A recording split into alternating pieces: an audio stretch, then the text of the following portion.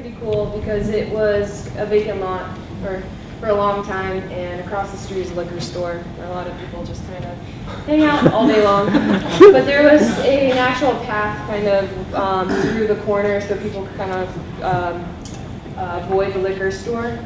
And the students kind of have left that there and have made it a permanent path through the gardens. I thought it was pretty cool. The neighbors didn't really like the idea at first. This is the one project that had controversy. But there was enough good political will in the end to allow us to implement this part of the project. Huge transformation. I think the community really likes it. Yeah, and it's a place where they're growing vegetables, and students from the high schools down the street each have a planter that they have to take care of, and future workshops on sustainability will go on at that site. So for Habitat, I think we looked at this project as an incubator of learning. For working with Parsons, learning a lot about Passive House and how to build it was huge for us because we wanted to continue in that same path. This is a rendering of our upcoming project. We're building 6 units in the Ivy City neighborhood. So this is one of the 2 buildings. This has 3 units in it. So we really saw the Empower House as an opportunity to work on a smaller scale with Passive House concepts. Our staff has learned a ton about the building techniques required, just troubleshooting issues with air sealing and framing and our blower door tests. So we're really excited to get started on this next phase of Passive House with our volunteers. The interesting thing with the Empower House, we've had to scale back our volunteer numbers on that project, working with a lot less volunteers and a lot more skilled staff. That ratio was not as high. So we're looking forward to working on this project that sort of looks more like our typical Habitat houses, and trying to expand the production level a little bit more, get more volunteers out there now that our superintendents know what they're doing a little more. One of the interesting things about the volunteer process is that Teresa ends up basically giving tours, Passive House tours, almost every week. Because different volunteer teams come in, and now that the word is out, there's a lot of people down in DC who are wanting to take a look at the programs. Planned and unplanned tours. Including, interestingly enough, the building department officials who were really actually an amazing group to work with down in DC. It's a very horizontal structure there where the process is slow, but we were able to work very closely with different offices in the building department, and so they not only reviewed our plans carefully, but also have come out to the house to take a look at what the differences are, and so they see that bridge between drawings and reality. So again, the house is really for Lakia, and we thought we would end by letting her speak for herself. So we're going to see if I can make this work. During the decathlon, PBS NewsHour did a short video on the project, which here it is. And I'm going to just play for you the last couple minutes, if I can.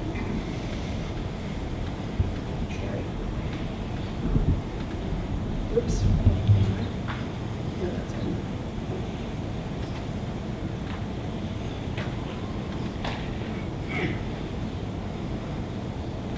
The reality of it was that we're making this home for a family. So the shower is like right behind this wall. So the shower run, when you want hot water, you get it in like 2.5 seconds. Oh my goodness. Mine has taken so long. I know. Lakia Cully says her neighbors in southeast Washington, D.C. didn't know much about solar energy, but after hearing about her future electricity bills, they're eager to learn more.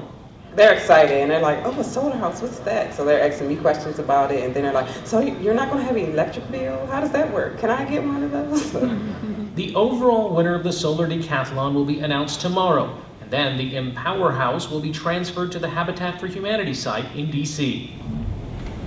So for us, that was again, it's been really amazing to work with Lakia. She's been out there for 300 hours. Her kids are out there too, playing with the solar panels. And those 3 kids are going to be growing up in a total net zero house. And we're really excited. Thank you.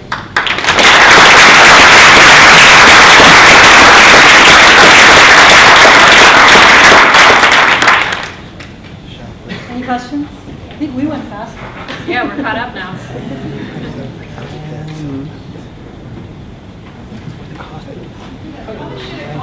Yeah. Again, it's really a hard question to answer, but it looks like right now that the cost when we add in all the gift in kind objects is at $250,000, which is not the price they sell it. And do you want to talk about that? Sure. I think that they're finalizing that purchase price, but typically our houses are priced based on the homeowner. It's kind of like a habitat policy not to have a sales price that ends up being on a monthly rate more than 30% of their monthly income. So that's how we price our homes, which is very different than normal. But we did recently get it appraised, and this is the first time that our appraiser took into account any of the energy efficiency of the house. So it was appraised at about $285,000. And most of our houses are appraised between $195,000 and $210,000. So there's a significant increase. And the next set of things. So we don't really consider this, again, it was a very large project with lots of partners, lots of learning, lots of moving parts. And while we were very happy to win the affordability test, we know that the cost point for this house is higher than what Habitat is going to be doing in the future. You're working with the Washington affiliate. Is this being disseminated throughout the rest of the chapters and other states? Well, yes and no, in a way. It's funny you mentioned that because we've been talking today with different people about how Habitat affiliates do need to kind of get together and collaborate a little bit more on something like the Passive House.